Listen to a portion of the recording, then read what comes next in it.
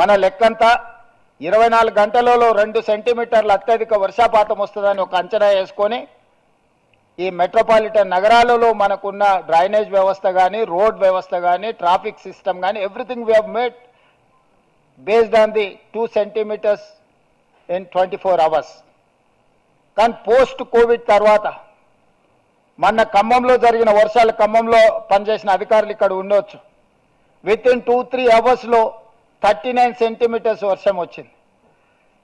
హైదరాబాద్లో almost 40 centimetres వర్షం వచ్చింది with in 2 hours 3 hours. So మన ఎకో సిస్టమే రెడీగా లేదు. మనం ఎవరం ఈ అర్బన్ ఛాలెంజెస్ను, ఈ క్లైమేట్ చేంజెస్ని వీటన్నిటిని మనం అర్థం చేసుకోవడానికి ట్రై చేయట్లేదు.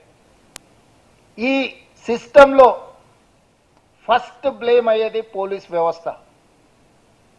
మొట్టమొదట ఏ ఆపద వచ్చినా, ఏ సమస్య వచ్చినా, అది డిజాస్టర్ త్రూ వచ్చిందా, న్యాచురల్ కెలామిటీ వచ్చిందా, ఏ సిస్టంలో వచ్చినా కూడా ప్రజలు మొట్టమొదట సహాయం కోసం చూసేది పోలీస్ వ్యవస్థ.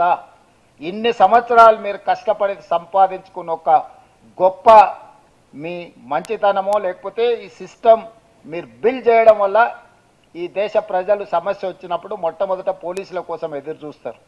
Not political system, not executive officer. మొట్టమొదట సమస్య వచ్చినప్పుడు బాధితులకు గుర్తొచ్చేది పోలీస్ సిబ్బంది, పోలీస్ శాఖ. అట్లా మీరు గుర్తింపు తెచ్చుకున్న మీరు ఈరోజు నూతన సమస్యల్ని ఎదుర్కొంటున్నారు. ఒకప్పుడు మీకున్న సమస్య తీవ్రవాదం అయి ఉండొచ్చు. తీవ్రవాదాన్ని ఎదుర్కోవడానికి ఆక్టోపస్ తీసుకొచ్చిండ్రు, గ్రే హ్యాండ్స్ తీసుకొచ్చిండ్రు, ఎస్ఐబీలను తీసుకొచ్చిండ్రు, ఇతర వ్యవస్థలను తీసుకొచ్చిండ్రు. After 25-30 years, after 40 years, you have achieved your goal more or less 98%, or we are going to reach 100%. అవినీతిని ఎదుర్కోవడానికి ఏసీబీ, సిస్టంల ఫెయిల్యూర్ని రీచ్ చేయడానికి విజిలెన్స్ అండ్ ఎన్ఫోర్స్మెంట్, ఇతర రాష్ట్రాలలో నేరాలు జరిగినప్పుడు ఈ రాష్ట్రంలోనే, ఈ జిల్లాలు ఈ రాష్ట్రంలోనే కాదు పక్క రాష్ట్రాల్లో విచారణ చేయాలనుకున్నప్పుడు సిబిసిఐడి లాంటి వ్యవస్థల్ని మీరు ఏర్పాటు చేసుకున్నారు. ఈరోజు ఇవి సరిపోవడం లేదు. ఈరోజు ప్రపంచంలో జరిగిన మార్పులు, 40 సంవత్సరాల క్రితం కంప్యూటర్ అంటే మనకు పెద్దగా తెలియదు, మొబైల్ అంటే మనకు అందుబాటులో లేదు, వైఫై లాంటి టెక్నాలజీస్ మనం చూడలే. సో మనం పోలీస్ మాన్యువల్స్ రాసుకున్నప్పుడు మనకున్న ఛాలెంజెస్ బేసిస్ మీద మనం రాసుకున్నాం. రాజ్యాంగం రాసుకున్నప్పుడు కూడా అత్యంత తీవ్రమైన నేరము మర్డర్ అండ్ రేప్ని ఒక సీరియస్ క్రైమ్ కింద చూసుకొని మనం పనిష్మెంట్స్ అన్ని based on that murder and rape మీద we have focus more and more on that murder and rape victims. కానీ ఇందులో మనం ఎక్కువ శిక్ష విధించే విధంగా మన విచారణ విధానాన్ని మొత్తం ఆ విధంగా ముందుకు తీసుకెళ్ళినాం. ఫిజికల్ క్రైమ్ మీద మన పోలీస్ ఇన్వెస్టిగేషన్ అంతా ఆధారపడే విధంగా మన మాన్యువల్స్ కానీ మన ఎకో సిస్టమ్ని అంతా బిల్డ్ చేసుకున్నాం. Today physical crime is not there. The cyber crime has entered in our era. Drugs, narcotics, dark websites, నేర స్వరూపమే మారిపోయింది. గతంలో నేరం చెయ్యాలంటే ఫిజికల్గా ఒక వ్యక్తి వచ్చేవాడు, ఒక ఏదైనా ఇప్పుడు మనం అనుకున్న నేరాలు చేయాలంటే ఇప్పుడు ఏ రాష్ట్రంలో అయినా ఏ దేశంలో అయినా ఎక్కడైనా కూర్చొని మన చేతిలో ఉండే మొబైల్లోకి ఎంటర్ అయిందంటే మన లైఫ్లోకి డైరెక్ట్గా ఎంటర్ అయినట్లని. డ్రగ్స్ ఎక్కడి నుంచి అయినా ఆపరేట్ చేయొచ్చు. మన దగ్గర కొకైన్, హెరాయిన్ మనమేం పండించం. మేబీ గంజాయి మన దగ్గర పండిస్తుండొచ్చు ఏఓబి ఏరియాలో, ఇతర ప్రాంతాలలో. సో ఈరోజు డ్రగ్ పెడ్లర్స్, సైబర్ క్రైమ్, ఇవన్నీ కొత్త సమస్యలు మనకు. ఈ కొత్త సమస్యలు ఉత్పన్నమవుతున్నప్పుడు పోలీస్ శాఖ సంసిద్ధత వ్యక్తం చేయాలి. మీరు అప్గ్రేడ్ అవ్వాల్సిన అవసరం ఉంది. ప్రభుత్వాలకు విధానపరమైన నిర్ణయాలను తీసుకోవాల్సిన పరిస్థితులు ఉత్పన్నమైనవి. అందుకే ఈరోజు మనం సైబర్ క్రైమ్ని అడ్రస్ చేయడానికి మీరు సైబర్ క్రైమ్ ఇప్పుడు డ్రగ్స్ రిలేటెడ్ మీరు ఏ కేసు పట్టుకున్న forensic analysis important.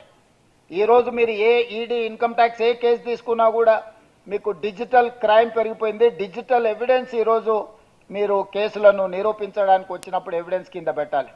Digital evidence 99% secondary evidence కింద తీసుకుంటున్నాయి కోర్టులు, ప్రైమరీ ఎవిడెన్స్ కింద కన్సిడర్ చేయట్లేదు. చిన్న చిన్న ఇష్యూస్ ఫోరెన్సిక్ ల్యాబ్ పంపిస్తే డేస్ టుగెదర్, మంత్స్ టుగెదర్ ఈరోజు ఆలస్యం అవుతుంది. Not only equipment, you don't have establishment.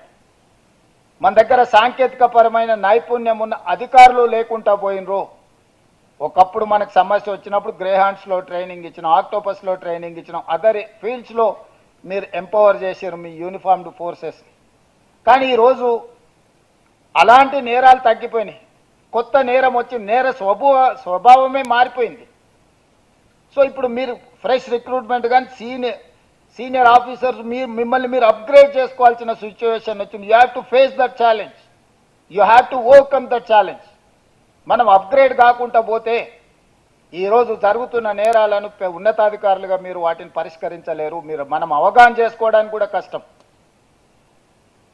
అందుకోసమే ఈ రిట్రీట్ ప్రోగ్రామ్ అనేది మనం ఈ ఇష్యూస్ని అన్నిటిని చర్చించుకోవడానికి మొట్టమొదట నా సూచన, మీరు చేసిన ఒక మంచి పని, మీకున్న సమస్యలు ఏందో మీరు గుర్తించారు.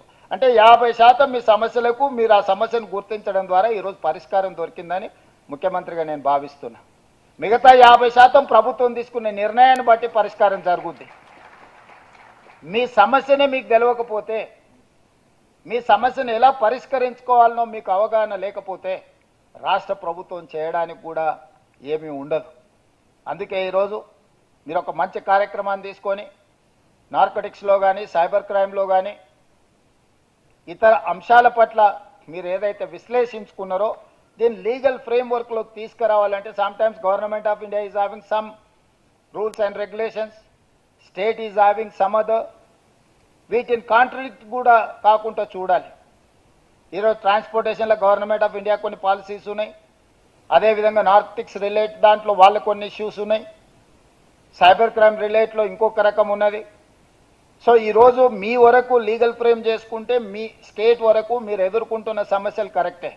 కానీ రేపు పొద్దుగాల దీన్ని చట్ట రూపంలో మార్చాల్సి వచ్చినప్పుడు ద్వారా నేరగాళ్ళు తప్పించుకోకుండా ఉండాలంటే ఇంకా దీన్ని పక్కడబందిగా లీగల్ ఫ్రేమ్వర్క్లోకి తీసుకురావాల్సిన అవసరం ఉంది. అందుకే నేను శివధర్ రెడ్డి గారికి సూచన చేస్తున్నా, నేను చీఫ్ సెక్రటరీ గారికి ఆదేశాలు ఇస్తా. చీఫ్ సెక్రటరీ గారు చైర్పర్సన్గా, మీరు కో చైర్మన్గా ఉండుకుంటూ లా సెక్రటరీ ఇందులో ఉండాలి. ఫైనాన్షియల్ కాంకరెన్స్ ఉన్నది, ఎంత ఆర్థికపరమైన భారం పడుతుంది, రాష్ట్ర ప్రభుత్వానికి ఎంత వెసులుబాటు ఉందనేది అర్థం చేసుకోవాలంటే ఫైనాన్స్ సెక్రటరీ గారు ఇందులో ఉండాలి. ట్రాన్స్పోర్ట్ స్పెషల్ చీఫ్ సెక్రటరీ ఇందులో మెంబర్గా ఉండాలి. ఎందుకంటే దీంట్లో మెనీ కాంప్లికేషన్స్ ఉన్నాయి. సో వీటన్నిటికీ ఇప్పుడు నాకు ఏదైతే ప్రతిపాదనలు మీరు తీసుకొచ్చి ఇచ్చిందో, నేను ఒక చీఫ్ సెక్రటరీ ఆధ్వర్యంలో ఒక అధికారుల కమిటీని నియమిస్తాను. మీరు ఇక్కడ నా ముందు ప్రతిపాదించిన అంశాలను అన్నిటిని కూడా అందులో మీరు చర్చించండి. మీకు ఆర్థికపరమైన భారం ఎంత ఉంది, న్యాయపరమైన చిక్కులు ఇందులో ఏమున్నాయి, సాంకేతికపరమైన అంశాలు ఏమున్నాయి, పరిపాలనపరమైన అంశాలను ఏ విధంగా మీరు అడ్రస్ చేయాలా, అల్టిమేట్గా దీని కార్యరూపంలో దాల్చి ఒక చట్టంగా మార్చుకోవాలంటే తీసుకోవాల్సిన జాగ్రత్తలు ఏమేమి ఉన్నాయో వాటి అన్నిటిని తీసుకొని ఒక లీగల్ ఫ్రేమ్వర్క్లో ఈ ప్రపోజల్స్ గవర్నమెంట్ దగ్గరకు వస్తే గవర్నమెంట్ తప్పకుండా వీటి అన్నిటిని పరిగణలోకి తీసుకుంటుంది.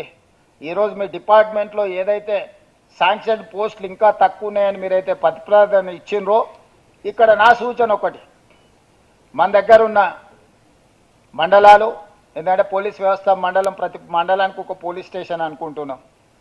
ఆల్మోస్ట్ ఆ పైన డిఎస్పీలు కానీ లేకపోతే ఏసీపీలు కానీ, ఆ పైన మీకు జిల్లాలు, 3 లేయర్ సిస్టమ్ డిస్ట్రిక్ట్ లెవెల్లో ఉన్నది.